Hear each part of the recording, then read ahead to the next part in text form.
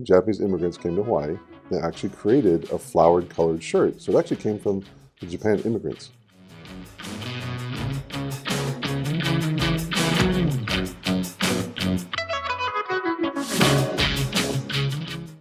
Okay, wingman. Listen, I want to thank you. Thank you, Brian, for taking the time to do this. Yes. I mean, I'm really happy to have you on here because I've wanted you on for a long time, but you've always, you're here sometimes and you're gone. Yes. But now you're back. I'm back. For good. I came back for good. You came back for good. Do you really think you're going to stay here? But you're going to spend half the time here, half the time in Hawaii. Well, I think wherever you are, you're there for good. You said that. You said that before when you used to wear your Hawaiian shirts, but you wore them because you said you wanted people to understand, your family particularly. That's where you're going to go. There's also a connection to Japan because the Aloha shirt was actually created by Japanese. Is that right? The kimono was too warm for the Japanese climate. So 200 years ago, or whenever it was, when Japanese immigrants came to Hawaii, they actually created a flowered colored shirt. So it actually came from the Japan immigrants. I didn't know that. They took kimonos and turned them into a Hawaiian shirt. So that's why you don't get a lot of locals, per se, necessarily wearing Aloha shirts. Because they know it's not necessarily a Hawaiian thing. It's more of a, became labeled as the Hawaiian shirt or the Aloha shirt. Brian, where were you born? I was born in Southern California. Is that right? Yes. You're a Cali guy? I am. Is that why you're trying to push California. that artificial surf thing here that you're trying to do a couple of years ago? Well, I was lucky enough to be associated with, and still am, now in my 7th year, working with the Kelly Slater Wave Company. Okay. And so we're out of San Diego, and we are a subsidiary of the World Surf League. Wow. And so that's a very, very fun project. And there's, in California, you can see the premier wave that was the first that was opened, I think it's December of 2015. Right. And the World Surf League now holds championship contests, surfing competitions on that wave. Oh. And so it's wonderful. No, I've seen that. And also some people even perform tricks on it. Of course. I've seen that because they get the waves up there. They want to let you know they can do it right. Well, and one of the reasons why a wave like that, you can practice all the time. So if you want to practice doing 360 aerials and different moves, you can do that. You can videotape yourself. You can watch what you're doing wrong, watch what you're doing right. And so it's a whole different experience than the natural wave. Yeah. Of course, the natural wave is always the natural wave and the best out there. But when it comes down to learning and training, there's nothing better than a Kelly Slater wave. Right, because it's consistent every time. Yes. Boom, boom, boom, boom, boom. And we have 50 different types of waves that we can make because of the way that the wave stadium is set up.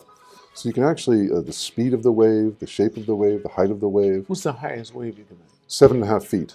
What? You can probably go higher than that, but we were only working with a 7.5 foot wave. That's a very nice sized wave, which also turns into a perfect tube. Okay. Yeah. What's the longest length? What's the length? Over a minute long. You can be riding the wave for over a kilometer. Oh, that's a minute. You can do 1 kilometer in a minute. A little bit over a minute, probably. Depends on the speed of the wave. All right, right. Roughly a minute, roughly a kilometer. Okay. And it's beautiful. I highly recommend looking it online. And, you look online. There's competitions now. There's even been a Netflix special done about it. That's maybe where I saw it. But I did see it online. Oh. I think right after you told me about it, I looked it up. Oh, nice. Yeah, in Swedish-born, you told me. So I've been lucky to be involved with them for the last 7 years. This is my 7th year now. Wow. Do you have siblings? I do. Okay. How many? I have 3. Older, younger? 2 older, 1 younger. Are you guys close? We are relatively close. The only thing that keeps us apart is the locations, because everyone's in different locations. But you're really close to your father, right? That is true. We talk probably 3-4 times a week. You were born in California? Yes. And how long did you stay there before you moved here? Because of my father's job, he worked for the IBM. Right. And for humor, a lot of people used to say the itty bitty machine company. But then they changed it to be the I've been moved company. Right. And so a lot of people would ask you, are you military? When I tell them how many different places I've lived. And I said, no, my father works for IBM. And through that, we moved about every 11 or 12 months. So I lived all over the United States until the age of 15 before we moved to Japan. And then when you came here, you came to Tokyo. Came to Tokyo. And then you stayed here for how long? 15 to what? Well, my father was transferred here. I came here as a 15-year-old high school student, went to the American school in Japan, which is American School in Japan, fabulous place. Went there for 2 years. Graduated, and then went back to California. And then you went back to California and did what? Went to university. USC? I started off at Whittier College. Did you? I was actually not planning to go to university. And but after 1 year of being at Whittier, it's a smaller school. It's about 900 people at the time, including the faculty and staff. So you eat breakfast, lunch, and dinner in the cafeteria with everybody. It's a very close-knit group. Is that a religious school? I'm not sure. Whittier. Probably the number one thing it's known for is the Nixon Law Library, but it's a liberal arts school in East Los Angeles. Very beautiful town called Whittier. And I left after 1 year and went to USC from there. So I went to USC for 3 years and then graduated from USC. Right. When you're a little kid, were you more academic or were you more sports-minded? Sports-minded. Were you always the tallest kid in class? No. When did you get your height? Well, growing up in Southern California and then traveling a lot, but starting in Southern California, a lot of people don't know this, but a lot of the linemen for professional football come from that area. So you're it's not. The oranges. If you're the oranges. I'm 6'7", and 6'7" is not necessarily the biggest, tallest right, in that's Southern for sure. California. So I was tall. I was always tall, but not the tallest. But you had other people in the class that also rivaled you. There'd be a couple. Right. There'd be a couple more. Yeah. Always fun because you need to have some challenges. Yeah. You need to have something to play against. That's true. I'm from California too, but I always thought I was short because I didn't get my height until I got my first year in college. I'm 6 feet now, so 6'1" on a good day. That's a good height. If I step well, but that's not tall in California because I was 5'9" for the longest, and then maybe I made it to 5'10" in high school, and when I got into college, I shot up to 6 feet.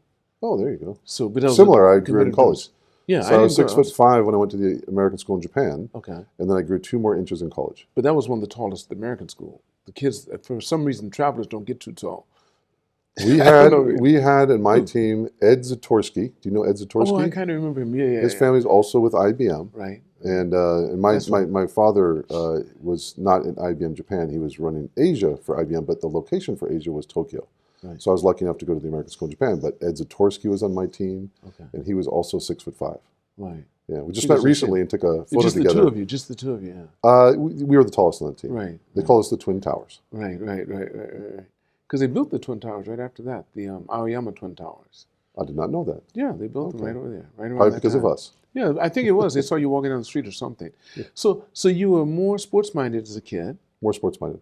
What kind of sports did you like as a kid? I really liked water sports, growing up in Southern California. So I'd be out body surfing at L Street or, the Wedge, as it's known, or on the other side of the jetty at Big Corona, or finding my way down to Little Corona, which you have to go back through the ivy and some fences to get down to the coast. Right. Were you riding your bicycle beaches. Or did you have a... We would skateboard. Skateboard there, okay. Yeah. Bicycle sometime, but mainly skateboard. Right, okay. Did you get your license before you came over here? Because I think 15 and a half. For driving? In California, driving, California. I did have a license. You can do in a half, yeah. I did have a license to drive from the age of 15 and a half, I That's believe. what it is, right. And after taking courses at school, and then you go take the driver's test. So you came over here with your license? I came over here with my license, which also provided me the opportunity to exchange it for a driver's license here. Right, at that time, right. And you had to take a simple test, a written test, I believe, not a driven test. Yeah. Wow, okay, so you like sports, and the sports you did basically in high school. Yes. It couldn't have been skateboarding and stuff. What was it?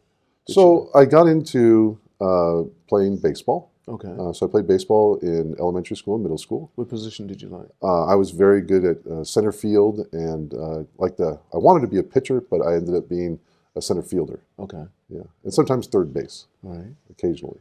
And my dad was a very good baseball player, so I was trying to be like, Dad's a good baseball player, I'll be a baseball player. But your siblings, you said you have how many siblings? 3. 3. Older brother, older sister, and a younger brother. And you're all close.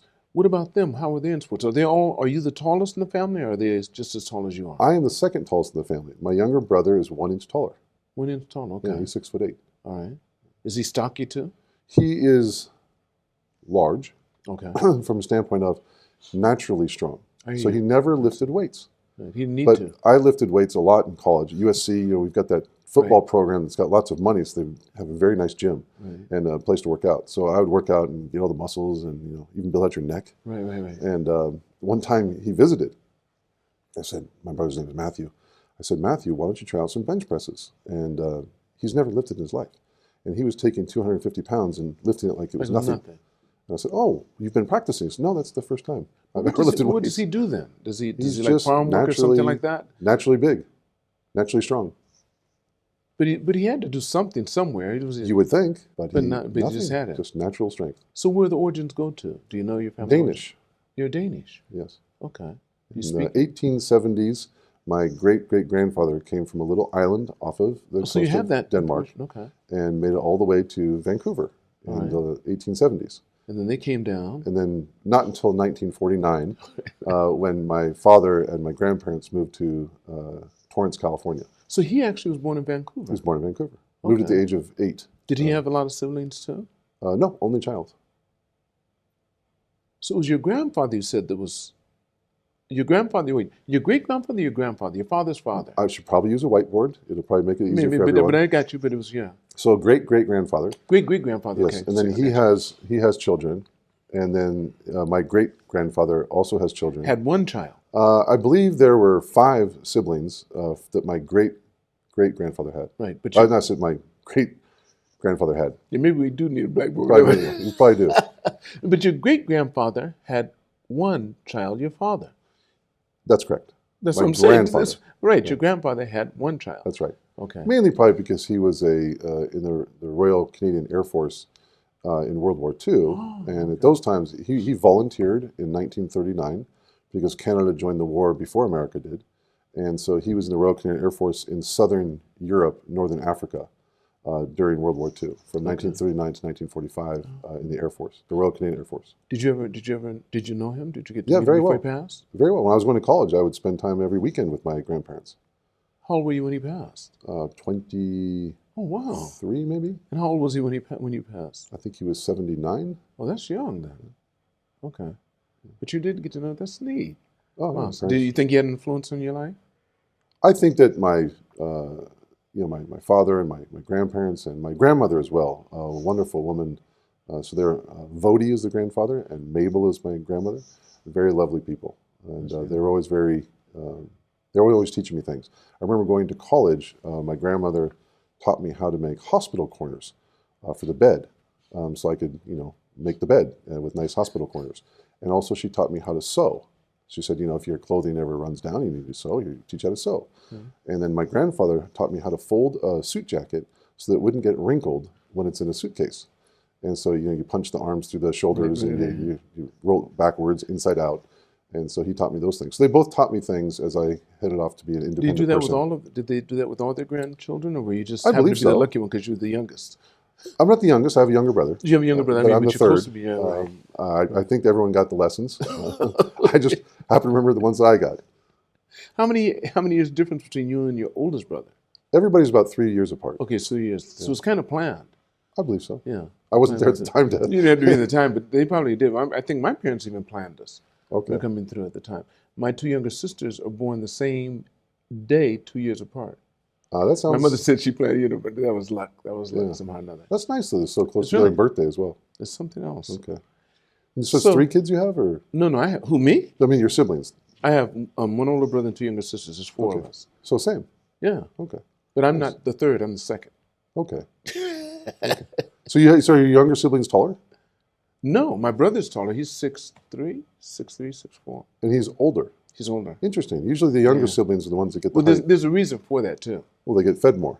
When you got into high school, did you have anything that you focused on more than sports? You were pretty good. You were playing baseball. In high No, school. I was at the American school now. No, I'm not playing baseball at the American school. Okay. I could have, and you go through life and you say, "Oh, things I wish I had done." One of the things I wish I had done is to actually continue playing baseball, but I did not. I only played American football and basketball at the American School in Japan.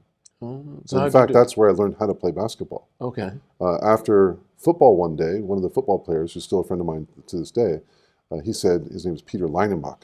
He said, let's go to the gym. And you might know him because he went to Nishimachi. But Peter, who's from California as well, he said, here's a basketball. And I sort of took it with 2 hands and I threw it at the backboard. And it was really awful. And he said, well, we got some work to do here, but you're 6'5", so we need you on the team. So I learned how to play basketball by having my grandfather send me Los Angeles Lakers videos. So I'd watch Los Angeles Lakers videos while I learned how to try to play basketball at the American School in Japan. But we won some tournaments and had some fun. So, and then Ed was there, my other twin tower, and we had a really good team. That's good. That's good. So when you left the American school, you graduated from the American school, right? I did. And you went to Whittier College. You went there for 1 year. 1 year. Then you got into USC. But did you plan to go to USC? Is that something you wanted to do? I had actually looked at the different schools in Southern California that provided business education because I really wanted to go to business undergraduate. And I looked in UCLA only had a program for economics. And it would take about a year and a half to change. So I didn't want to go into UCLA for economics and take the year and a half or 3 semesters.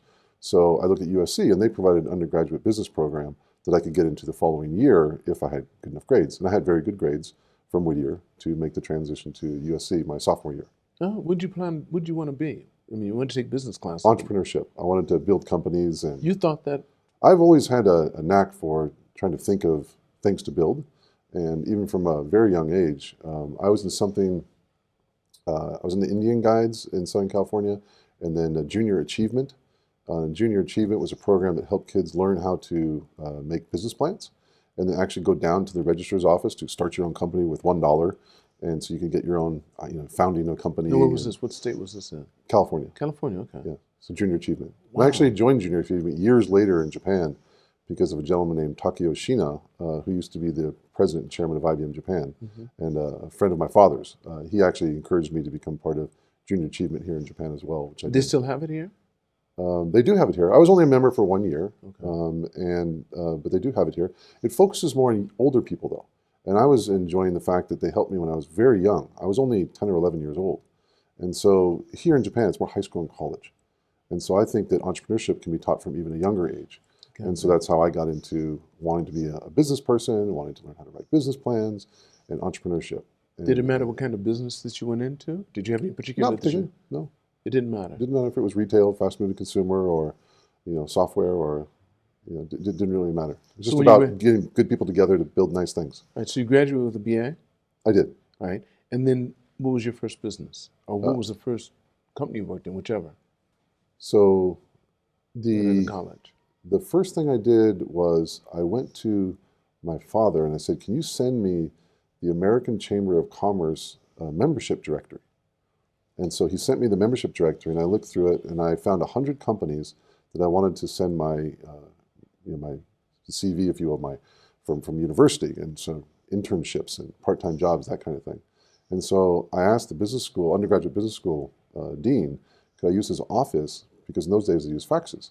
Can I fax some resumes out? And he said, yeah, sure, just go use my office. The door's open. I said, great. And so I went and sent off 100 faxes to Japan.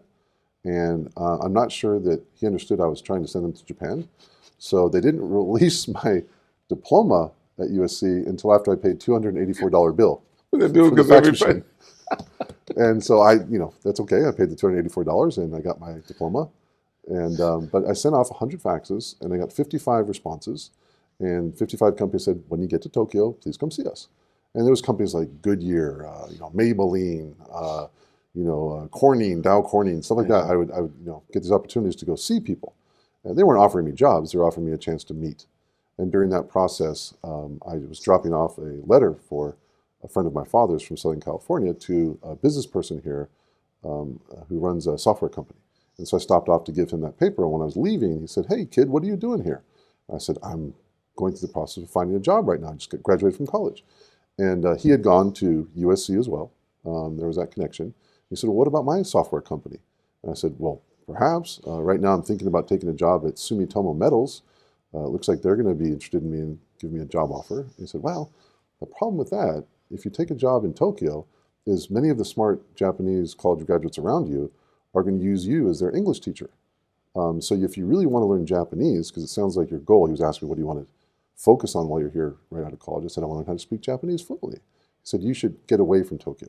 So if you come work for my company, you can go work in one of the places outside of Tokyo, and that way you'll be able to learn Japanese faster. Mm-hmm. And so that's what happened. He had me meet a bunch of general managers and managers, and I ended up going to work for this software company in Osaka in July of 1990. Okay. Right after the bubble, or the bubble was breaking. I think that was the last class of bubble hires. I think there were 700 people, and they had just hired 100. Right. So percentage-wise for their company, it was a large number. That's right. Yeah. Wow. So you learned Kansai Ben. How long were you there? Well, I thought, because I went to high school here in Tokyo, I know the difference between, not intimately, but I knew that there's a general standard language, and I also know that there's different pockets of dialects. Right. And so I decided that I don't want to speak Kansai Ben. I'll hear Kansai Ben, but I'll respond in Hyohjungo or standard language. So I never went out of my way to speak Kansai Ben. The only foreigners I saw that spoke Kansai Ben were on TV. Okay. And so I looked at that and people on TV, and people did offer me some opportunities to be on TV. I think TBS, Fuji Television, we're talking back in 1990, 1991, 92. Mm-hmm. So in those days, I didn't want those opportunities because I didn't think a career on TV here for foreigners, it didn't look like it was a nice career. I wanted to stick in business, and that was my focus, to be a business person. Mm-hmm. So I spoke in only standard Japanese language, even though I was in the Kansai. That's smart. Well, you had the fortune of having been here before and knowing the difference. Correct. Because or I would be speaking Kansai Ben right now. That's right. You would be. You see, Nasubi. Although I was only there for a year and a half. Right. Before I came back to Tokyo. Okay. So the bulk of my time has been Tokyo. Only a year and a half just out of college was in the Kansai. Well, did it help your Japanese any? Because your purpose was to learn more, and he said that's why you'd be in this company to send you outside of Tokyo. It did help, and my colleagues did really want me to speak Kansai Ben. I bet they did.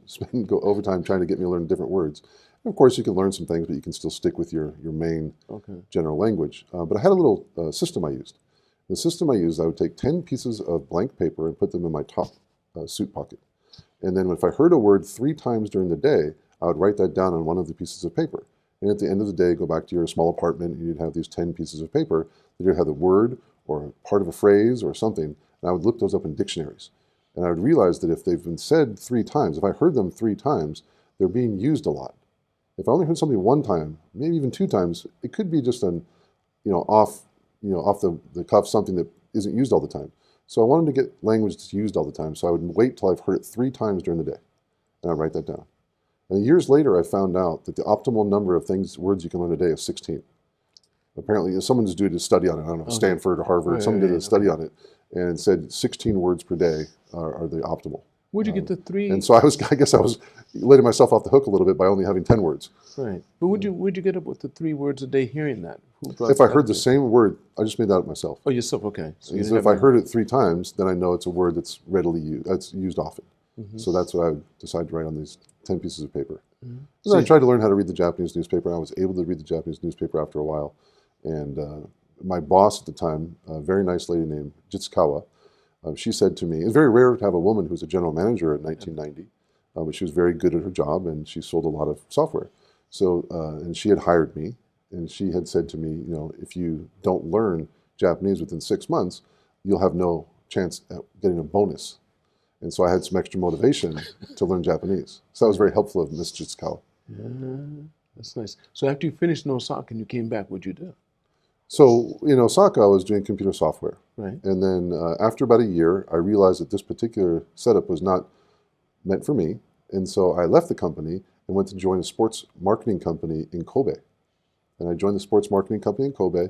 And one of the projects, I actually was trying to start a baseball card company, being entrepreneurial. While I was in the Kansai, I tried to do a cranberry juice business, a popcorn business, and a baseball card business. Baseball cards are very popular in America, and so I thought, okay, I can. Michael Jordan's got a good card, and these kinds of things. I'll do a baseball card business, but I don't know anything about baseball. So I remembered back to my father when I first came here in high school. There was within the ecosystem of Tokyo, there was a woman named Jane Yonamine, and her husband Wally was the first baseball player after World War II, who was a San Francisco 49ers running back, and then he played baseball as a touring team, and the Giants picked him up here to play baseball here, and he became very famous here and did very well. I think he was a scout well into his 80s. And so I went to see them, and they were nice enough to bring me to the Tokyo American Club, which I was not a member of yet. I'd been a member in high school through my father, but I wasn't a member by myself yet. And so I came back up there, they took me to lunch, and I remember Wally showed me a little picture of Jesus that he had in his wallet. And before we started lunch, I thought it was very nice. He took the time to do that. And then we sat and talked. I said, I don't know anything about baseball. Can you teach me? And they said, well, actually, you need to get back on the train, go back to the Kansai, because it's actually a foreign person, American person in the Kansai who's already doing baseball cards with a company called the Baseball Magazine Company.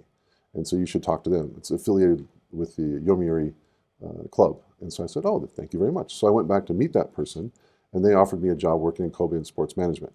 And through that, I ended up being told that I can move back to Tokyo to help open up a new sports bar and restaurant in Nogizaka.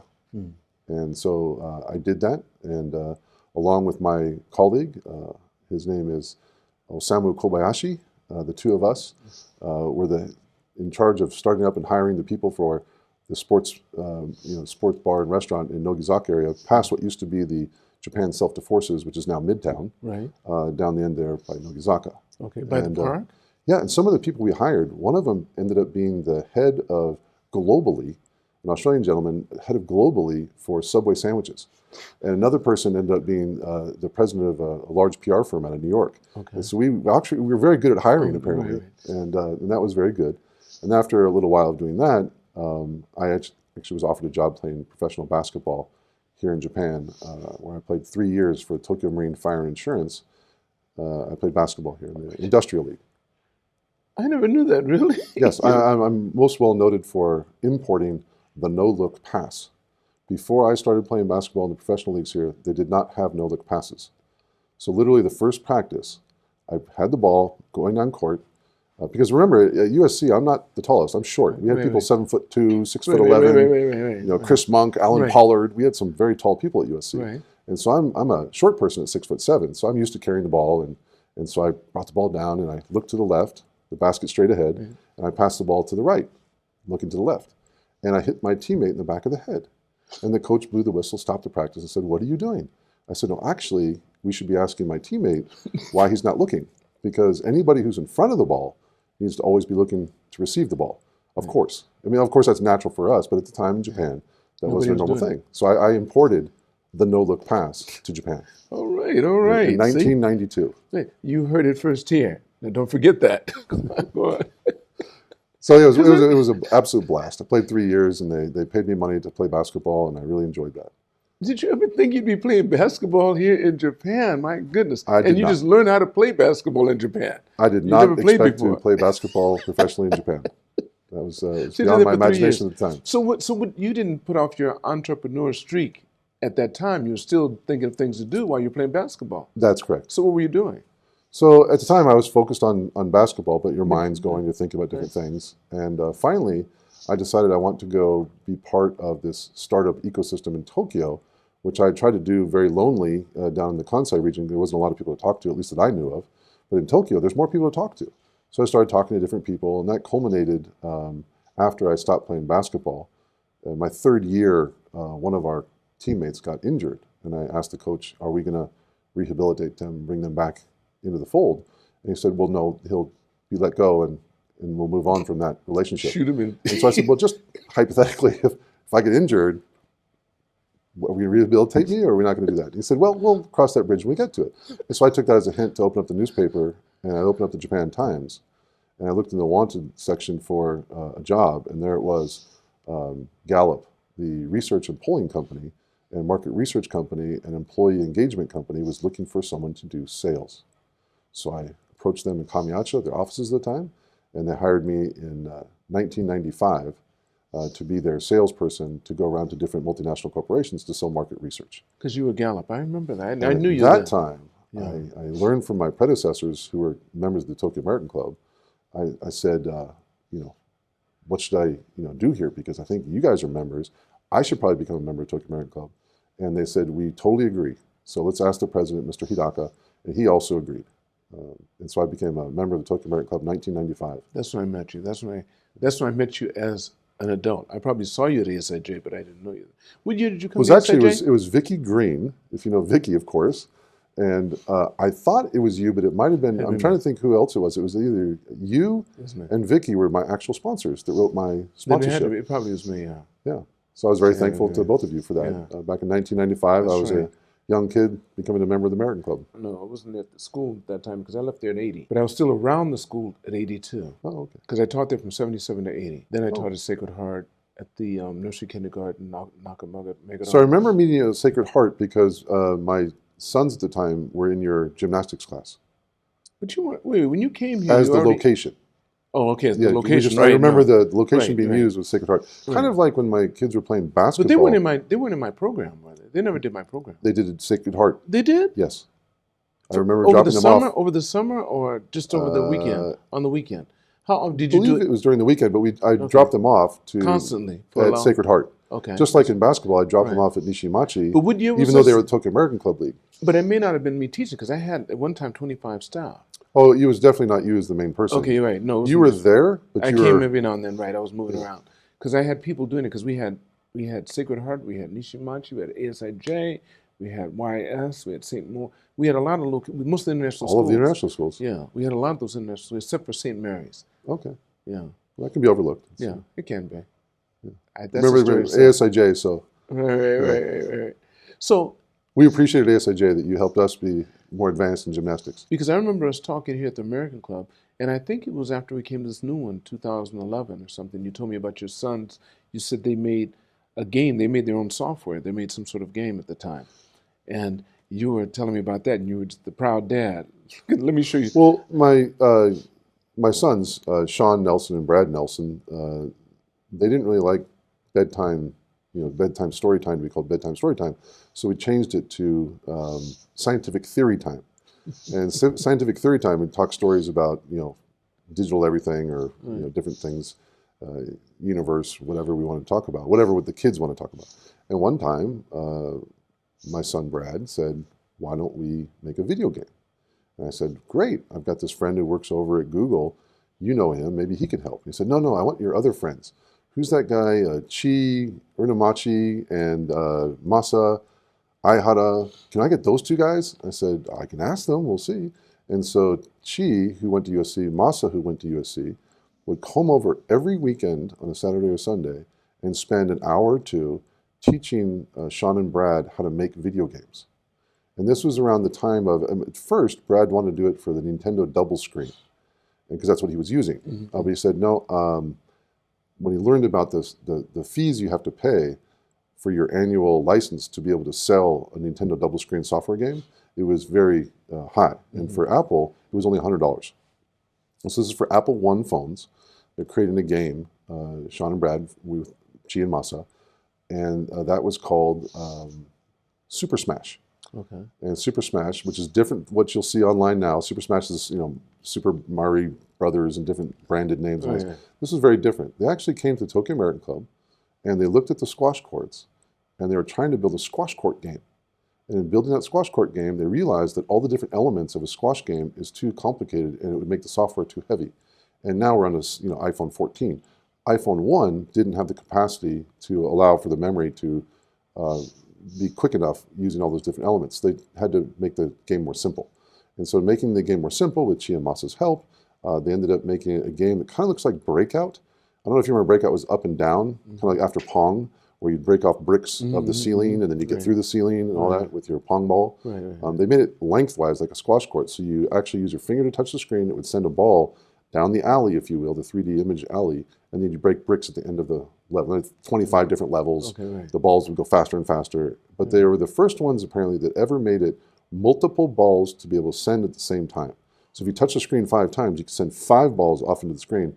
And apparently that was the most at the time that anyone had ever done. Wow. So they had a lot of fun with that. They made about $5,000 through iPhone sales around the world. And so they were very happy. Did they stay in software? Are they still doing that? No. They tried one more game, which is a fantasy football simplified game where you only pick a quarterback, a running back, and a tight end. And once a week you pick that and you have fun with your friends. But that didn't take off as much. Okay, all right. So what are they doing today, your sons? So my older son is working in retail and here in Japan. And then my younger son is working in banking back in America.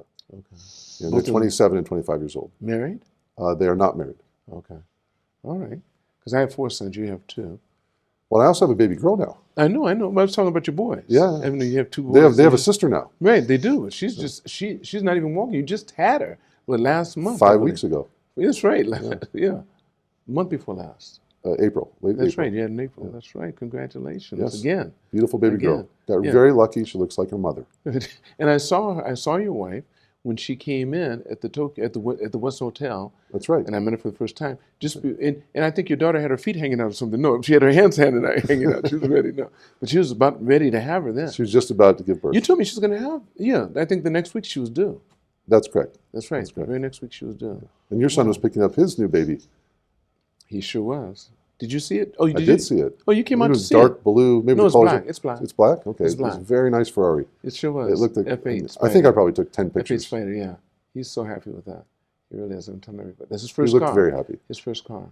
He carried himself well. Yeah. Oh, he did. He didn't let it show too much. No, he said this is not a big thing because all those friends have them and have other cars better or whatever because he belongs to a group like that. Oh, nice. Yeah.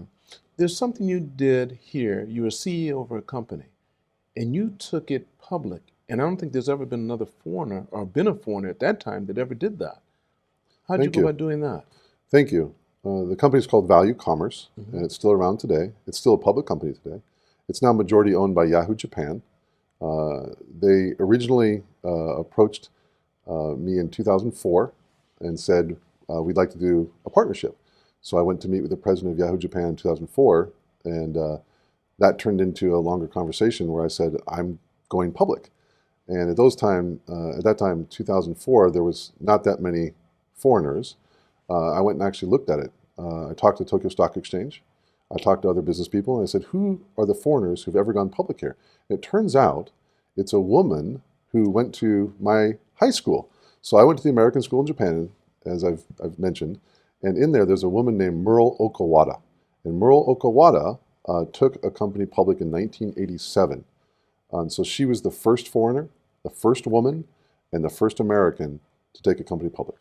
So I think I'm within a handful, and I'm probably like number 5 or something like that, that's right. of the foreigners as the CEO of a Japanese company that have gone public. And I went public in 2006, so well after Merle did it in 1987. That's something. But that came on the back of this nice opportunity where Yahoo Japan showed interest in us, and they wanted to buy the company. And so I said we had to negotiate and discuss the price in that, and I would talk to shareholders. This whole process took about a year. What was very helpful in that, though, is the fact that I was always preparing to go public. And I think that helped the deal with Yahoo Japan. From the very beginning. Our shareholders always had that in their mind, that it would be nice. So you knew that when they brought you in. Either going to go public or we were going to... Just I was there as one of the original 5 people that were, in 1999, officially joined in January 22nd of 2000. As the Chief Operating Officer of Value Commerce. But tell us what Value Commerce does. What is it? What kind of company Japan's is it? first affiliate marketing company. Okay. So affiliate marketing, when you take it online, is when we, with our servers, our technology, we distribute ads for companies like Sony or Rakuten or Yahoo. We distribute these ads to other websites. And there's millions of websites and blogs, and you have your own blog in that as well, and podcast. But so we send advertisements to those people who have signed up on our portal because they want to make money by redirecting consumers that will look at the advertisement that we're sending to their website or blog and then continue on to the Sonys and the Rakutens and the Yahoo, and they make a purchase. When that purchase is made, we all share in the commission.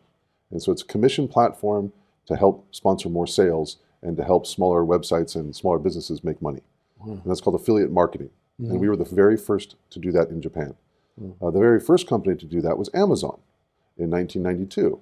People may remember there was a little Amazon button. That's right. If you pushed on that and go from a website to Amazon and bought a book, Amazon would give 7% or 5%, something like that, back to the owner of the website who redirected the person to Amazon. And that's called affiliate marketing. And Jeff Bezos is the person who created it. He actually has the patent for it. And so from there were some companies in America, Linkshare, Commission Junction in New York and Santa Barbara that came out. There was a company in Sweden called Trade Doubler, and they came out around 1998. And then we came out in 1999 as the first in Japan to do affiliate marketing. Yeah. And then 6 years later, I was able to take it public as the CEO of the company. I became the CEO 2001 March, and then ran the company as the CEO for a decade. Okay. And but was lucky enough to be one of the foreigners to take the company public here. So that experience, unique experience. In fact, Tokyo Stock Exchange asked me, do you want to be in this every day? I said, well, what is the norm? And they said, usually 50% of the CEOs want to be part of the daily process and 50% do not. They leave it to their CFO or their teams. And I said, well, it's the first time I'm doing this. I would love to do it. So I decided to do it with my team on a daily basis, going through the 8 hours of interviews for 6 weeks before going public. It was a very interesting process. Yeah, I look forward to helping other entrepreneurs learn about this process so I can help them as they go on their journey if they want to go public. Wow, that's beautiful. So, and you're doing that now. Have you helped anyone do that yet? So I'm giving advice to different entrepreneurs to help them look out for the stumbling blocks that they might not see coming up. And I've had my own mentors that have taught me over the years before I went public. And so I'm trying to pay that forward and share with other entrepreneurs how they can be successful and not worry about the things 6 months and 12 months from now or 2 years from now that they can do now to make their life much easier. I see. Okay, that's wonderful. What are some of the businesses? How many businesses have you ever counted? How many businesses you've been involved with on a regular basis that you either made money from or helped make money up to date? How many would you say? There's a couple of different things to unpack there. Okay, let's go for it. Number of companies, I don't think I've ever sat down to count them all out. And I'm just trying to help pay it forward because a lot of people have helped me. And so through that, you meet a lot of people who want help. And so you get involved as an advisor, board member, and different things with different companies. So right now, I'm helping an internet service provider here in Japan called GLBB, which is originally out of Okinawa, but it's now has offices all around Japan. And they're providing both a business-to-business solution and a business-to-consumer solution. And consumers use that for internet connectivity when they want to have faster internet in their apartments, or for businesses that want to have more secure or faster internet solutions. And so I'm helping that company right now. I'm their chairman. And I'm also helping another company, which is called CurveGrid, which is a blockchain software company. I've been helping them as an advisor for 3 years. And there's another company that I've had for a while now. It's called Weatherly Japan, which I have a partner. We're 50-50 partners in this TV shopping and online shopping business. Okay. And that helps with people who want to help with sleep. So we have something called Snore Circle. We've got weighted blankets for kids, some pillow products, and some different things like that we sell through a company. You can find it at weatherly.jp. And then I have my own consulting company that also does projects. Like, for instance, with the Kelly Slater Wave Company, that's through my consulting company. Now, I know a couple of people that have done things like that because also Dan Stako. I remember the name. Yeah. I remember him being on the board. I wasn't aware that he was doing those businesses, though. Yeah, he does. There's a lot of people here that are doing a lot of cool things. A lot of people, they sure are. I think even Greg Carley does a lot of things like that, or used to. I think he did toys or something, a little bit different. But I believe he was doing retail, also some online sales, and I believe you're right. He was very successful at that. He was. As a matter of fact, but he was very close-chest with it. Okay. He wouldn't share it with hardly anyone, because I remember talking to him a long time ago. Well, he gave me a pair of cufflinks. Okay, did he? Like 20 years ago. Very nice pair of cufflinks. Never give me a pair. I think they're on the way. They probably are. I think he probably faxed them to me. That was the problem. Anyway, so those are companies that you're working with right now. So there's about 4 you just mentioned that you're really close with, 5. Oh, there's also an artificial intelligence company that's called Memory. Okay. And Memory is a way to teach people faster and help them remember things longer. And so I've been helping that company as an advisor as well. And sometimes I'm also a shareholder in these companies, so I have another reason why I want them to be highly successful. There's another company called Money Tree. I'm not sure you're familiar with that. I'm familiar Paul with Chapman, Tree, yes. and Jonathan Epstein. So you're working with them? So I'm a shareholder of their company. Okay, I see. But I'm always hoping that these companies you've invested in do well. There's another one called Zehi Tomo. Right. You know Jordan Fisher. No, I don't. They've done very well. Hopefully that will also be a very successful company. All right. Go on. Yeah. No, well, keep on. There's more, but I'm looking for this IP Nexus, which was started by Dr. Hidenaro Nioka. So I'm hoping that company does well too. It's very nice. They've decided to be like a LinkedIn type portal for intellectual property to help entrepreneurs when they're developing intellectual property. They need to know what to do with patents, and there's also other people who want to see what's going on with patents. Right. But the one nice thing about Dr. Nioka is he wants to make sure that it's always done for the good. He doesn't want to have people suing each other over patents. He wants people to be able to use their patents and find each other in different languages. Can you imagine if you're speaking Spanish and you're a scientist and you've created a patent, but you want to talk to someone in Japan about your semiconductors and the patents you've done with that? Perhaps you can't talk in the same language, so you can use this portal to work with the different languages and different cultures. It translates it for you in some way? That's correct. Okay. Yeah. But it's basically a portal to get good, like-minded people together to look at intellectual property. Did you get involved with cryptocurrency directly yourself? Are you involved with that? You did mention doing something with that, but I mean, do you do that? The first time I started hearing about it was in 2015, 2016. And the first time I slowed down to actually listen was in 2018. And then in 2019, I started to realize that perhaps, and of course, anyone has their opinion about cryptocurrency and that, I'm not a huge believer in all the different types of cryptocurrency. I do think that Bitcoin has a very nice chance of doing well in the future.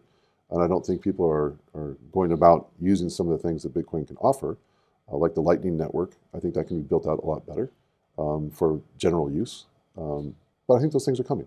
Right. I think we'll sit back and watch that. And also the governments are all now about to do their own currencies. So I think there's a lot for us to all learn. One thing I heard about crypto, because we've gotten heavily involved in it, my family, and the thing is, it's the platforms that they set up.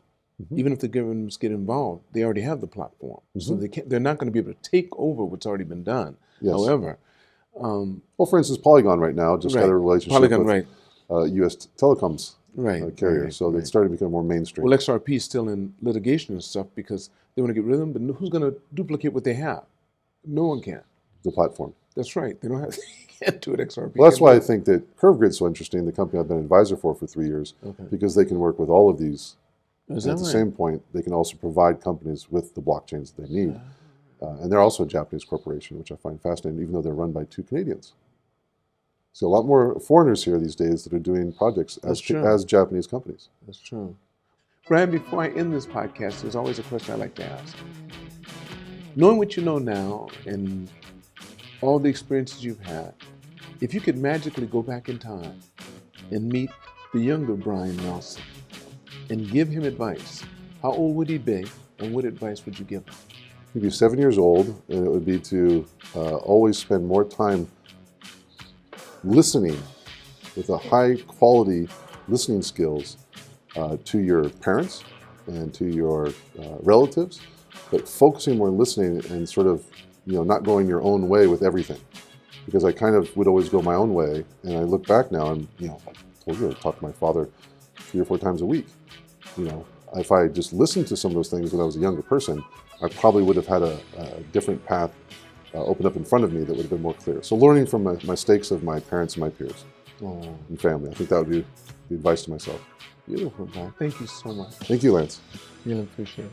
I want to thank all of you for watching this podcast. Make sure you press like and subscribe.